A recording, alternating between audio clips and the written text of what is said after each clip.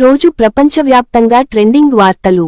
America ప్రభుత్వం కొత్త విద్యార్థుల వీసాలను నిలిపివేయడం వల్ల తెలుగు విద్యార్థులు ఆందోళన చెందుతున్నారు. కెనడా, మానిటోబా ప్రావిన్స్లో భారీ అగ్నిప్రమాదం కారణంగా 17,000 మందికి పైగా ప్రజలు ఖాళీ చేయబడ్డారు. ప్రపంచ వాతావరణ సంస్థ ప్రకారం 2025 నుండి 2029 మధ్యకాలంలో గ్లోబల్ ఉష్ణోగ్రతలు రికార్డు స్థాయిని అధిగమించే అవకాశం ఉంది. టాలీవుడ్ నటుడు విజయ్ దేవరకొండ తన శైలి, ప్రతిభతో ప్రపంచవ్యాప్తంగా గుర్తింపు పొందుతున్నారు. నాని నటించిన హిట్ ది థర్డ్ కేస్ చిత్రం నేటి నుండి నెట్ఫ్లిక్స్లో స్ట్రీమింగ్ ప్రారంభమైంది.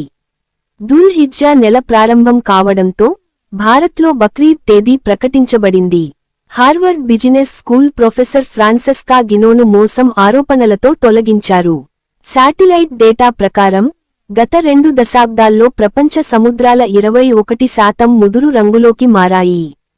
అమెరికా విదేశాంగ కార్యదర్శి మార్కో రుబియో చైనా విద్యార్థుల వీసాలను రద్దు చేయనున్నట్లు ప్రకటించారు.